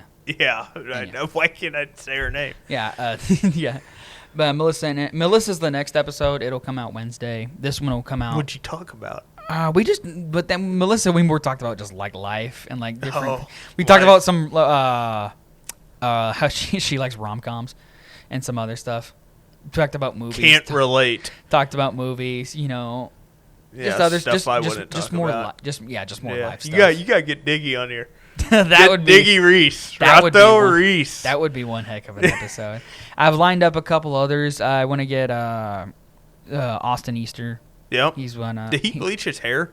Yeah, I called him on the live stream with the first game when I did. I called him the Blonde Bomber, and his mom loves it. You gotta get. I talked to. I'm sure Frankie would do it. I've talked about it with Frankie. I don't know. He's too enthusiastic about it. I want to get a person I've also talked about is Anna Howard, the Canadian on the volleyball team. Don't know who that is, but go USA. Go USA. Play Freebird. Another one I've talked. Sorry if you watched. Just yeah. First time beating y'all in forever. So yeah. I've talked to a couple other people about it, but gotta get Colt on here. That would. Or it's just weird to think because like I only have 4 weeks left before I graduate, man. I didn't realize that, and I was sitting in my bed yesterday, and I was like, dude, I haven't really done anything this semester because one, the school has cracked down on parties and stuff. So for real? Yeah, people don't really party now. It's kind of weird. I mean, I guess they didn't last year. I mean, you remember? Let's see, it would have been your sophomore, junior year. Remember all the times we'd go to the 808 and just drink and my have sophomore kickbacks? year. Yeah, remember when my freshman Colby year? wasn't there. He didn't live there yet. It was with Dyron, Marco, and Jizz. I don't know if you remember who that is. I'm trying to remember. What was his real name? Is something you would know. He had like longer hair, kind of. He was never. The times you came, he was probably asleep. I don't know how that man slept through those parties that were throwing at the 808. I think I remember who you're talking about. Yeah, I think you were there once or twice, maybe. You didn't really come out freshman year. I remember partying a lot, not a lot, but a decent amount. I remember going to the videos Dyron got of you dancing. Yeah, I do remember that. Yeah. I do remember that. Yeah. See, I remember my first party was at Sammy's. Grimm, you remember Sammy Grimm? Yeah. Sammy's house. Yeah, I know Sammy Grimm's house. It was a white light T-shirt party. I never did any of those. I've done a couple of them. The one time I was there was Blowout my sophomore year. Yeah, I remember. Yeah, you remember? Because I was there too. I was sober. I was the one who had to drive. Because then we went over to Terra Nova after. Did we? Yeah, because we played Pong. Oh yeah, you were there. So you want to hear a really crazy college story? Yeah. On here. So that Blowout. So yeah, I had gotten drunk like one time before my freshman year. So this was Blowout, and my freshman Blowout year, Newt and I played 36 holes of golf. We didn't party. We played 36 holes and only paid for 9. But my sophomore year, they're like, we're going to get you out. And I was like, yeah, okay. So we go to Medina and Soto's room. Oh, Lord. Yeah. Because, we played MLB there. The Show. Oh, and we made a drinking game out of it. Was it like a home run and like a shot? A shot per run, or it was 4 shots for a home run given up. Like a shot for a run you gave up, and I'm down like 15-0. Yeah, say I walked in and was it Max? Was it Max that was beating you, or was it someone Colby? else? It was Colby, and they were like, "Why are you allowing Colby?" I'm like, "Dude, I'm just trying to see the screen." It was like 12-4 when I walked in. I was like, "Oh my god!" And this was at like 10:30 in the morning. Yeah. For those who don't know, Campus Blowout is a big end of the year party that our campus throws. I'm still trying to get down for this one. When is it? It's on a Wednesday. Why the hell is it on a Wednesday? I don't know. It's McPherson. So they make sure you don't party. I don't know. I guarantee you that's why. Well, also remember how they did away with interterm? That's what throws things out of a loop. Because remember, it'd always be an all schools day. Yeah, but they had it on a Friday. Saturday last year. Was it a Saturday or was it a Friday? It was a. I have the memories from it on Snapchat, but my phone's recording. So it was a Saturday. No, I'm pretty sure it was a Friday. No, it was a Saturday because that Friday is when I had a pounding at my door. And I was like, oh, this is Newt because the NFL draft. And Nathan and Tyler were already there, and Newt was coming and making queso. And I hear a pounding, and I open it, and it's Joel. Oh, wow. And I was like, not like, what are you doing here? He was like, I asked Newt if we were watching the draft at his crib, and he said he was coming over to yours. And was this last year? Yeah. Okay. Yeah, it was after our last game against Neosho. Oh, okay. They changed it. Summer of 16. Let's see. When was that's the theme? The summer is 2016 is the summer. March 17th was Campus Blowout. April 24th, which is a Friday. Yeah, I was about to say, why the hell would it be on a Saturday? Yeah. Or a Wednesday? I don't know. I think someone originally said that it was on the 22nd, which is a Wednesday. But no, it's on the 24th, which is 2 weeks before we graduate, which is the 8th. We graduate May 8th. Yeah, or May 9th. We graduate May 9th. Yeah, because I'm coming down that Wednesday because of the stupid rehearsal. Oh, yeah, I forgot we had to do rehearsals. But, yeah, Campus Blowout has had a lot of memories. I remember my freshman year, what was the theme? It was... Mardi Gras. Mardi Gras was the theme. Yeah, that was the theme. Yeah, and then my sophomore year was Margaritaville, and then last year it was Cowboys and Angels. Yeah, because... No, it was just Western. Oh, I thought it was... Yeah, because that sophomore year I was hammered. Yeah. And then we ended up at Sammy Grimm's house, and that's when I fell in love with Monster Beast. While Max, I'm sorry, you're coming up a lot in here, is puking in someone else's yard in a Russell Westbrook UCLA jersey. Yeah. Yeah, I remember it. Yeah. Because he was taking warm shots of tequila. Yeah, now that you mention that, I remember that. that. And then I remember I started sobering up because I was laying on the front porch just looking up. At where was Sammy Grimm still. Yeah, because this was midday. And then Colby was the DD because he was driving. I felt bad for that man. He was driving everyone around. He took me to McDonald's, and I had to beg for McChickens. I'm trying to remember where we went after Sammy's. We went to I don't know, but I went to shower because Colby, when I was drunk at 10, took my wallet and keys. Yeah. Good idea. Yes. Not my wallet. Well, probably my wallet, but I had to beg for McChickens because I was hungry. And I showered and walked to Lakeside. Yeah. And went to Jacob Gilbert's room. Oh, yeah, because we took like a break and then we met at the softball. Then we met at the softball house downtown. Yeah. Bad decision because I was sobering up, and Jacob Gilbert said, "Brady, you are too sober. You're taking more shots." Oh, wow. Yeah, because and then we ended up at Terra Nova. Killian's. It was Killian's place. I thought it was. Yeah, I remember Jarek's. Killian's. Yeah, that's what I was trying to remember who his roommate was. It was Killian and Jarek's. Yes, because that's when Colby started drinking. He was our DD, so Max and I passed out on Killian's floor. Because I was playing beer pong with Michaela. Oh yeah, that's her name. Yeah. But yeah. And then the next year, I got a ride home from the cops. Yeah, I remember you telling me about that. I didn't go to jail. That was funny. Didn't go to jail, surprisingly. Yeah, we ended up at Caitlin Sarsfield because of Campbell. Because I'm trying to remember where I was. Reagan and Riley's house was getting busted by the cops. Yeah, because that was the year I had my. I brought my camera. Yes. I had my camera. Yeah. You took a lot of pictures of me, and I was out of it. That's when Colby and Tyler Foster Part 1 happened in the bed of Colby's truck. Part 1? I don't know about a Part 2. Well, there needs to be. Oh, no, there does not need a Part 2. No, because this was when Tyler was fat as shit. Mm-hmm. Oh, dude. He will tell it. Probably, yeah. But, yeah, and then I got a bad migraine, probably from all the Monster Beasts I drank. Mm-hmm. Which Monster Beasts, those are, well, they're monsters, but they have like but they have alcohol in them for those that don't know. But which I've had a couple of those. They are pretty tasty. They are pretty tasty. But when you drink like 8 of them, I'm tasty. surprised I'm not dead. Mm-hmm. But I was walking home, I guess I was stumbling in the street, and the cop said, "Where are you going?" I was like, "To my house." And then he was like, "I'll just take you there. You're not in trouble. I can tell you're intoxicated, but you're not in trouble." Yeah, that's always a weird law that some cops play with, is what is public intoxication. Yeah. It's always a weird law that some of them play with. But I was almost 21 at that point, so he wasn't going to, because I was still 20, but. Wasn't going to give you MIP? Or? No, because my birthday was in 2 months. So, but yeah. Mm-hmm. And then last year's I was hammered too. Mm-hmm. But nothing. I can't remember. Yeah, last year's was really bummed out because, the weather. It started raining Did it? Yeah, because that's why everybody had to go inside because of the lightning. Because we started at Lakeside. And then we're walking to the campus stuff, and that's when... who picked us up in the truck? Carson Walker. Carson, yes, it was Carson. Because he was coming back from the gym and saw us walking, and Newt goes, "Hey, can you take us?" Yeah. And we hopped in, and then that's when truck. And then that's when Newt made Carson go everywhere with us. Yeah. So then we go back to...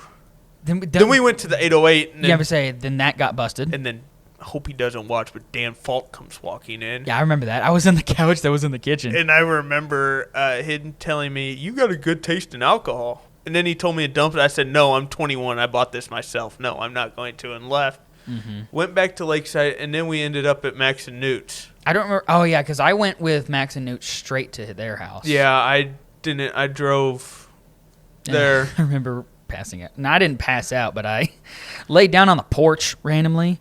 I remember Foster. I'm hammered on the couch watching the Royals game. This is at Max and Newt's. Max and Newt's. And I look up and I go, "Foster? What are you doing here?"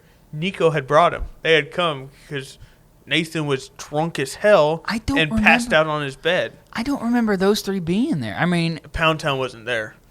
He was asleep by 7 p.m. Okay. I'm gonna say I don't remember Nico and Foster being there. Yeah. I remember Los.